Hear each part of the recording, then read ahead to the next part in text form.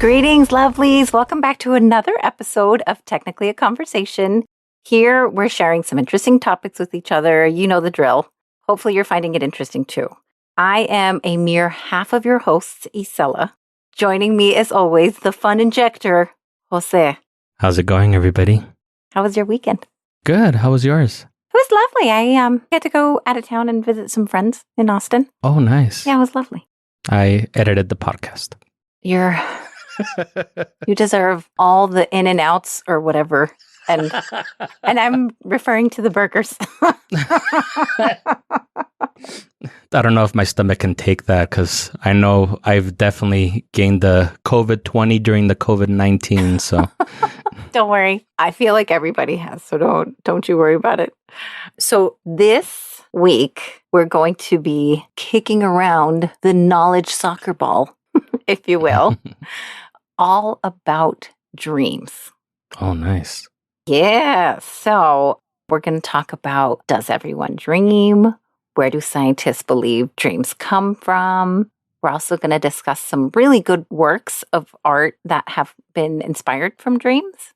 We're also going to talk about one of my favorite things that I had learned was this invention, so to speak, that you can record your dreams and then watch them later.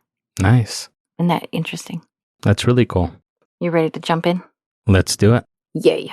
And let's start off with a question. Give me your guess on what percentage of people you think do not dream. I am definitely one of the people that don't remember their dreams. But from what I understand, everybody dreams.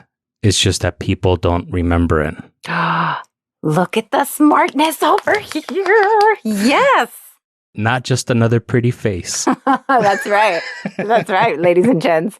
So in a questionnaire, Discover Magazine had explained that up to 6.5% of people reported that they never dream. And that was like quotes.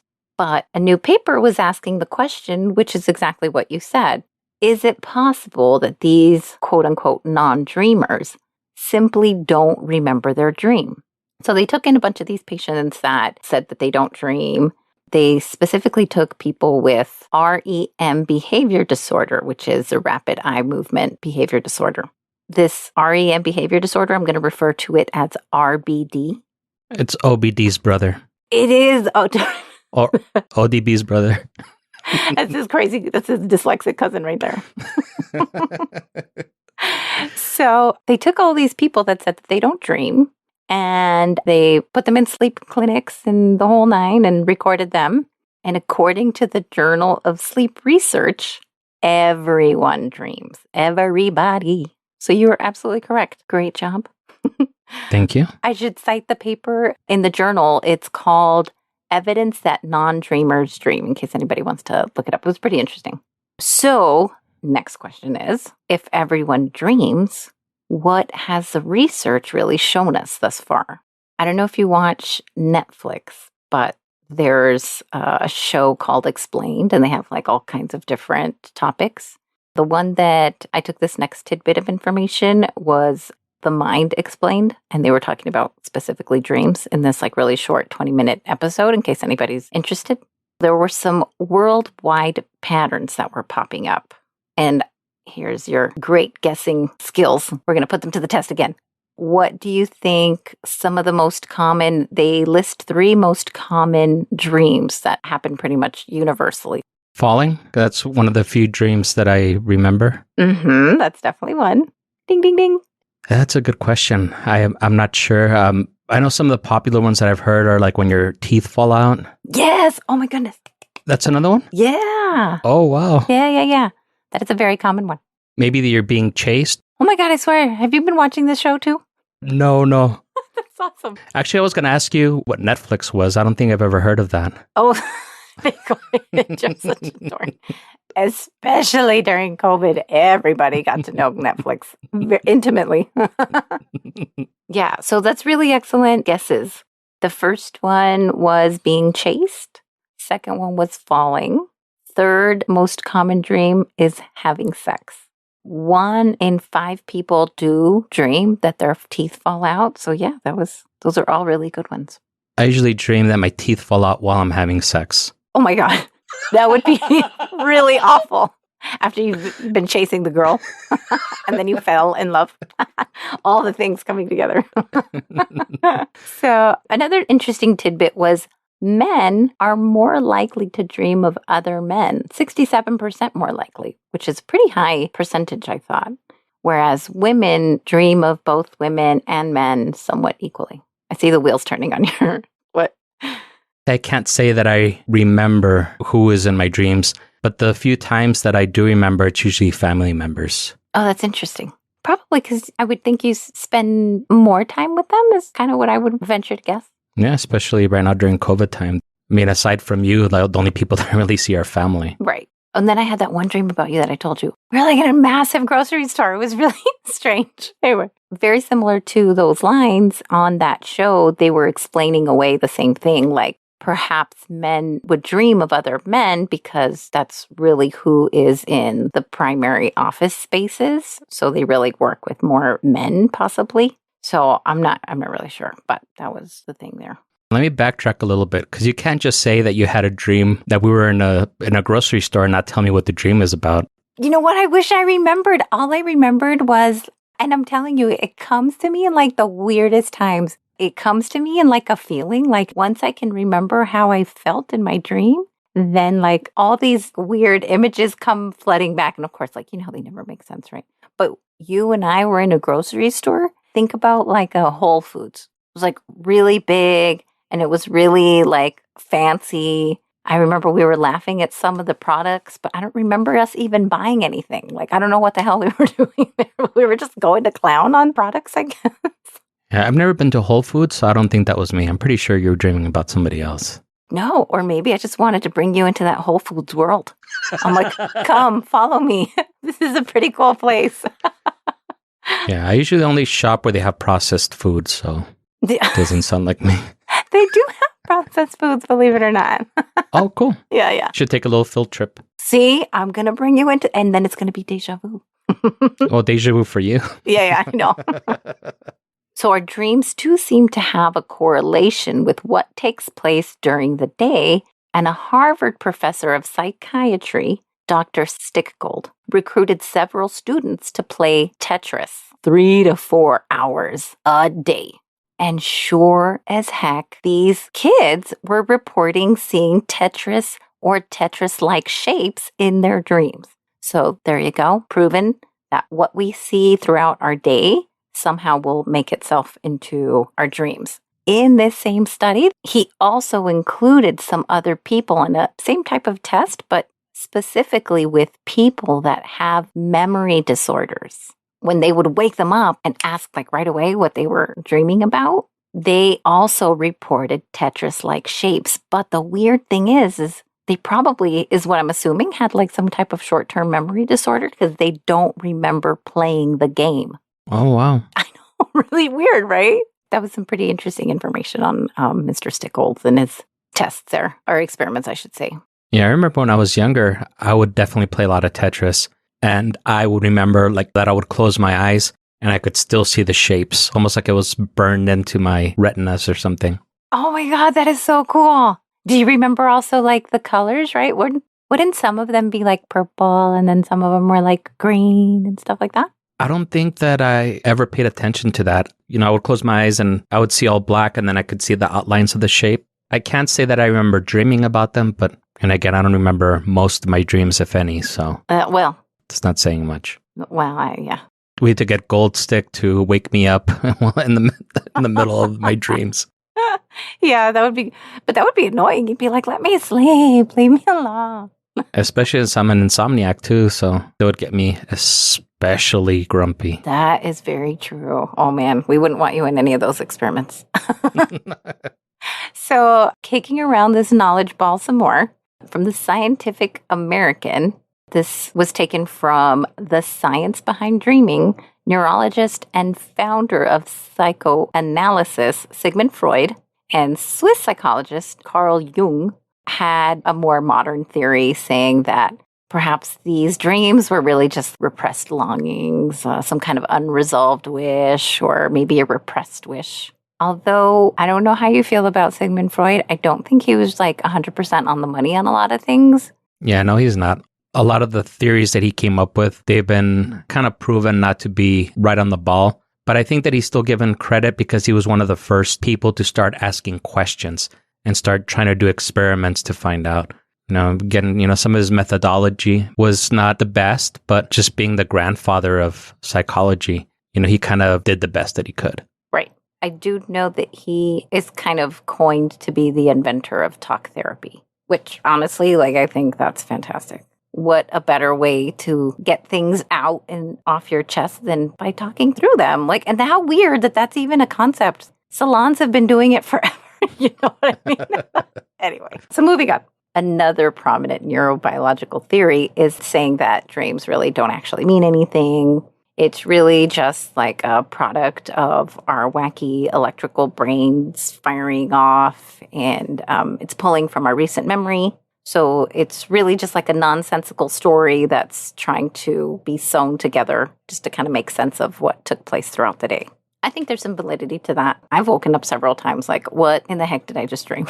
Personally, I kind of subscribe to that theory, that it's just your mind trying to make sense of what happened that day or what you were exposed to that day. I agree with that, but I think when things are really weighing on your mind heavily, you could end up with some very telling dreams that really reveal things that you're guarding or fearing.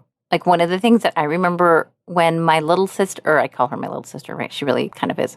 When she was about 5 years old, we were doing a lot of swimming. And I remember having a really awful dream that someone was trying to kidnap her. And I was obviously not having it. I think that was really me thinking about, could this really be a feasible thing that happens? And then under my watch, it was a lot of things. But I think that was a real fear that it was exposing.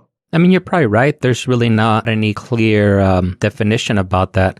At this point, it's just ideas and theories that people have. There's not anything definitive. Yes. And that is a perfect segue to my next section, because it's much to my dismay that science really has not figured out why we dream. But what we do know is that when we dream, it's usually going on during that rapid eye movement, the REM sleep. And that's not to say that we don't dream in other stages, because we do. The one that I can kind of remember very often is as you're starting to fall asleep. That's usually when you have those dreams where you kick and you're falling or something. You wake yourself up like that. You do this a Macarena move or whatever. What's going on in this REM stage was pretty interesting.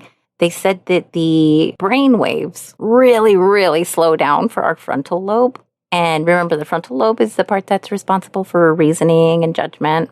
And conversely, our hippocampus and our amygdala are just as active as when we're awake. In fact, this other podcast that I was listening to with Andrew Huberman, his guest was Matt Walker. And Matt Walker was saying that it is virtually indistinguishable just by looking at the waves to know whether you are awake or in a sleep state. That's how active it is. The hippocampus and the amygdala are the areas that control our emotion. And now that totally makes sense to me, because when we wake up, we feel like our dreams are so profound and really amazing. And then it's funny because when we share it with people, and we want to share it with everybody because it hit us so hard in the emotions, right? And then we start saying it and we're oh man, it really wasn't as great as I thought it was, And again, it also makes sense that the frontal lobe, those waves are slowed down a lot because our dreams don't end up making any sense. So when we would normally be questioning, hey, why are we doing this? We're just going on with it in our dreams. We never questioned it. You know what I mean? I don't know if you know the comedian Mitch Hedberg. Mm-mm. I don't know Michael Walker or Matthew Walker. Or Matthew Walker. Yeah, I'm not sure who that is either. I think he's a professor at, I want to say, UC Berkeley. And he wrote a book called Why We Sleep. It's really fascinating. But the Mitch Hedberg joke that I was thinking of, going back to the whole how come we don't question things? He has a joke that says, I hate dreaming because I just want to sleep. And then I'm finally fast asleep. And the next thing you know, I have to build a go-kart with my ex-landlord. And it's so true. We don't question it. We're just okay, I guess that's what we got to do. So we've established who dreams, some theories on why we dream. I think this is a good time so that we take a quick commercial break. And then when we return, we can talk about that invention that I was telling you about of watching your dreams back. I definitely want to hear about that. And coincidentally enough, that sounds like something that would be invented by our sponsor.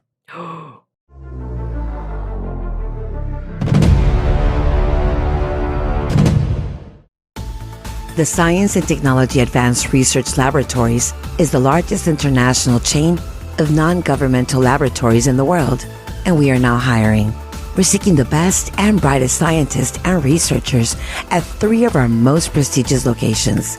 If you have a background in biomechatronics, hypergenics, xenoscience, or nanotechnology, send your resumes to our Metropolis branch. Attention Dr. Silas Stone and Dr. Ryan Choi. If dark matter and metahuman biology are more your thing, look no further than our Central City location, led by Dr. Harrison Wells, Dr. Caitlin Snow, and Francisco Ramon. For those more interested in weaponry and defense, our Chicago branch, headed up by Theodore Cord, is interested in you.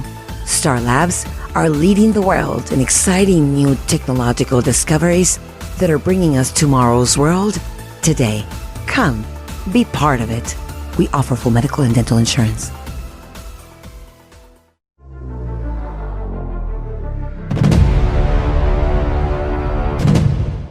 All right. And we're back. How was your break? Good. Trying to build a machine to record my dreams. Here is this next section just for you then. Nice. You and you and you and you and you. Everybody else.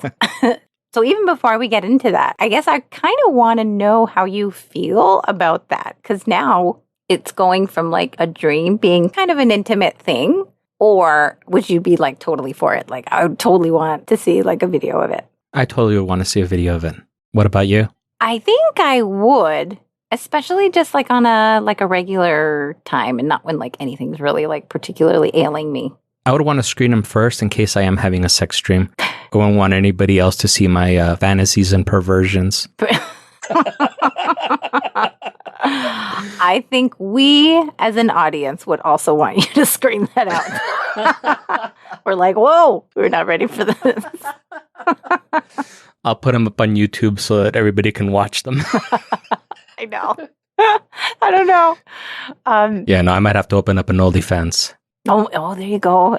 Fans only or OnlyFans, whatever it's called. So the way this was accomplished was with a magnetic resonance imaging, which is MRI, right? That's what we know it as. So these MRI machines, what they would do is have people go into the MRIs while they were looking at certain objects. And they were looking at a lot of objects. Keys, books, airplanes, beds, different types of food, you name it.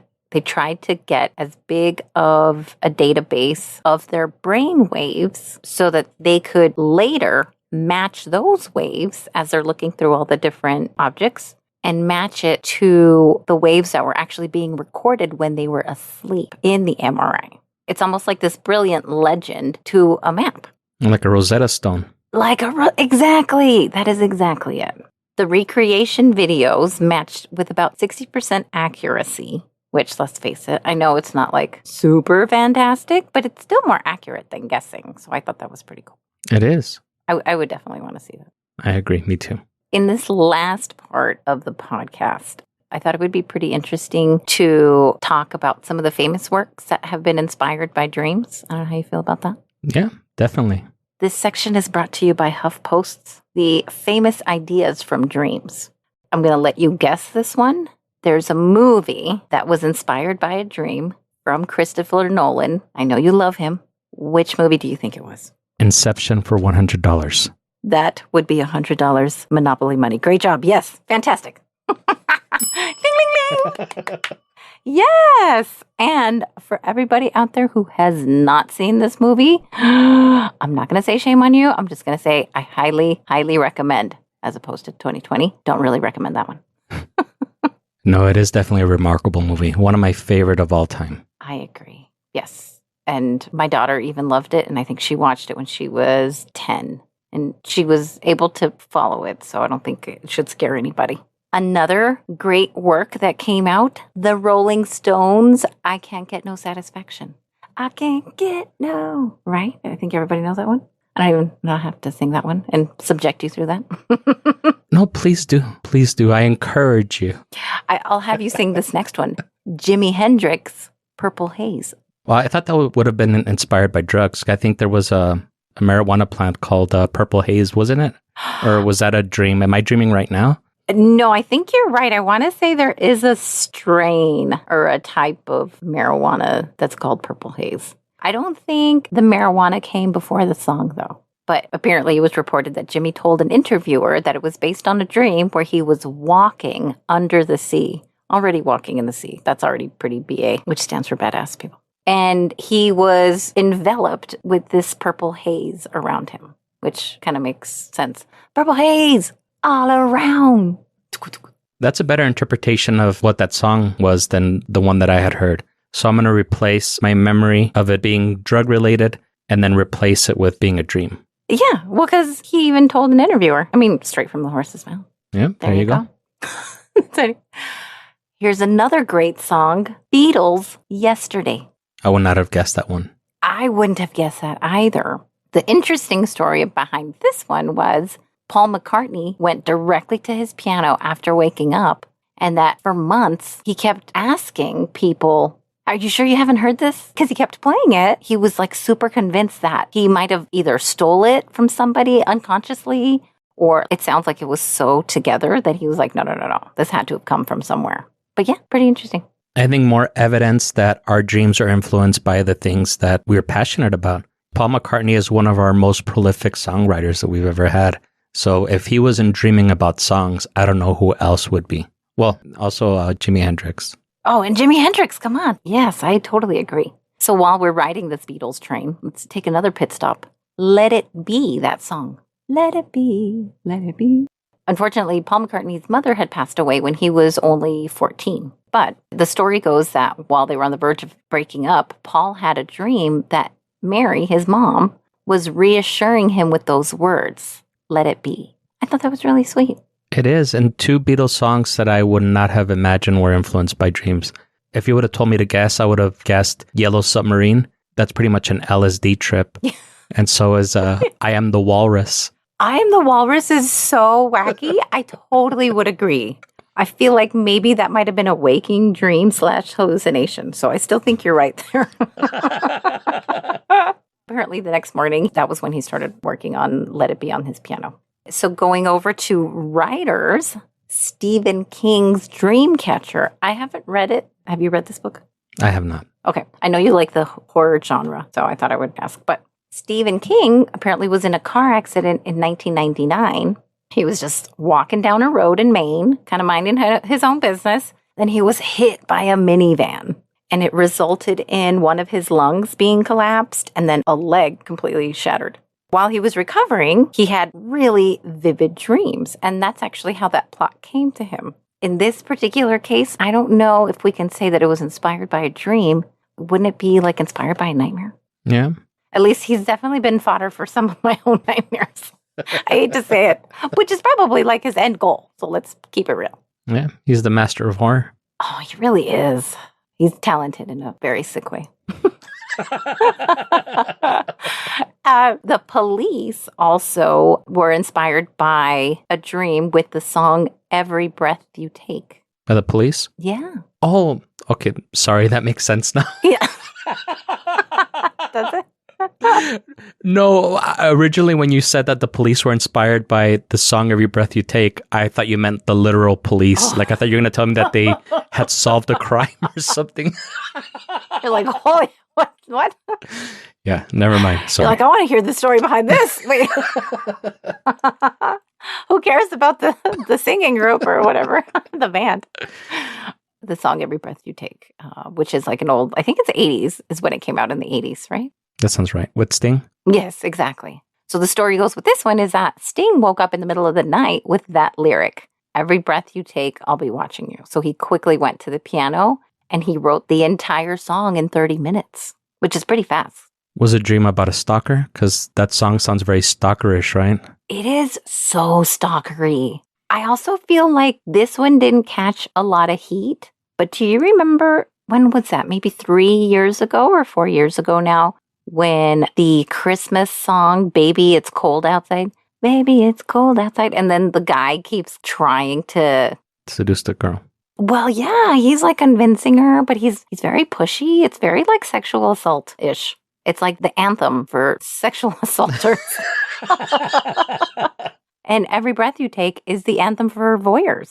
There you have it. I think they were written during different times where people's minds might have been a little bit more pure than ours. I would agree with that, especially because when I remember hearing Every Breath You Take, it was like the upright bass and there's like these beautiful instruments and then it sounded sweet. And then I think later on is when we were like, oh, shoot, wait a second. I don't know if I want you watching me all the time. So those were just some of the very cool things that I found that were inspired by a dream. Salvador Dali also said that he was really inspired by a lot of his dreams, which, looking at his stuff, completely makes sense. All his paintings look like dreams. I know, I hate to say this, but his look is a little bit quirky. Like that really skinny mustache thing he's got going on. And Hey, leave his mustache alone. It looks dope. I love his mustache. I can't focus on anything, which is why I'm glad when I think of when I think of Salvador Dali, I think of his beautiful paintings. And his beautiful mustache. His mustache is so distracting. I know somebody else had talked about how, like, when you have that handlebar mustache or that thing like that, you can only talk to me about circuses. You can only talk to me about that's very limited subject. Ladies and gentlemen, Jose is twisting the edges of his mustache. No, I look like Wyatt Earp or something when I do that. So The Mexican Wyatt Earp. El Wyatt Earp. So to end on a humorous note, I thought I would also share some funny true stories of people's reportings while they were on Ambien. Have you heard about this sleep aid? yeah, I do the Ambien time travel every once in a while. Oh. Take a couple of Ambien, wake up 8 hours in the future. I want to hear some stories. I'll share some stories with you that I found particularly amusing. There's a article that has 44 Ambien stories. I'm not going to go through all of them. I'm just only going to take like a couple.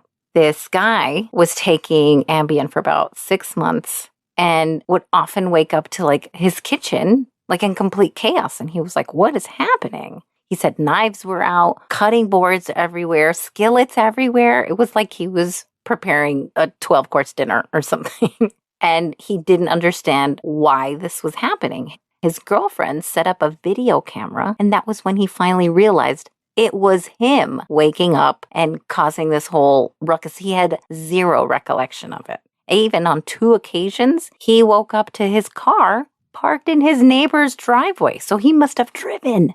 Wow, that's crazy. Did you drive anywhere? No, I was kidding about that. Oh, I have heard a lot of those crazy stories, like people that they wake up and they ate like half a tub of butter or something while they were asleep, or people that order hundreds of dollars worth of Amazon things and they don't even remember until when the package arrives. yes. Okay, so that was going to be one of the stories I was going to share. My sister-in-law had shared with us that I think she was also on Ambien at the time, but she, I think, has switched to Lunesta since then. But she did say that she kept getting packages and she was like, oh, okay, well, whatever, like Amazon, QVC, I guess, like all these stuff. And then at one point, she even thought she had fraud on her debit card. So she asked her bank to do further research on it. And then when they tracked down a couple of the purchases, it was tied back to her cell phone in the middle of the night. So it was her. That's so crazy. Yeah, it's really crazy. I'm sure everybody had some pretty awesome Christmas gifts that year, though. They're like, you get a Bowflex. What?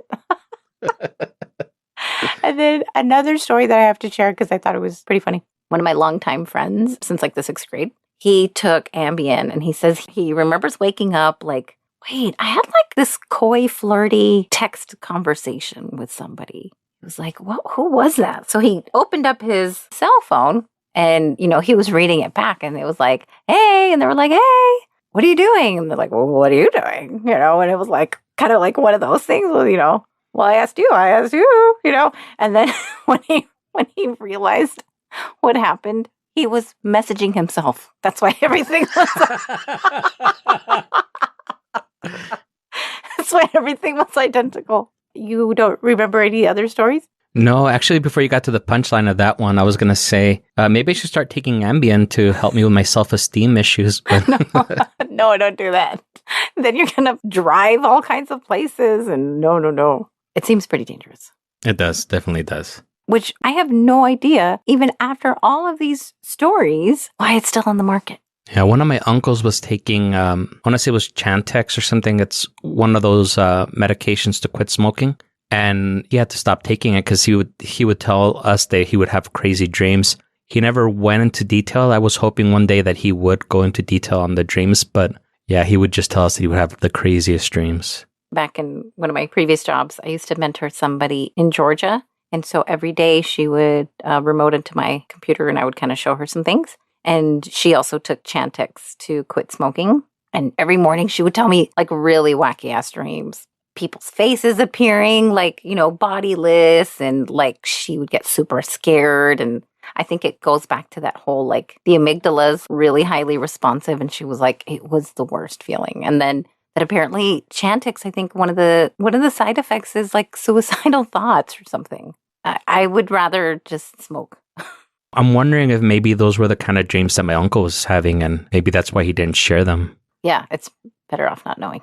Yeah, because I know if I had wacky dreams, much like you, I would want to tell the whole world. And I was trying so hard to remember the one this morning because it was so interesting. I'm like, oh, that almost could have been a movie. And who knows? Probably replaying it back, it was probably nothing. But I'll try to remember again. Oh, and lucid dreaming is a real thing, folks. The way they know that is they gathered around some people that claimed to be lucid dreamers, and they put them in an MRI machine. Again, this machine keeps coming up. And they said, squeeze your hand 3 times when you get in your dream. And while they were awake, they were squeezing their hand to kind of look at what those brain waves would look like. And then later on that night, when they were sleeping, boom, you could see where they were squeezing their hand because they knew that they were asleep.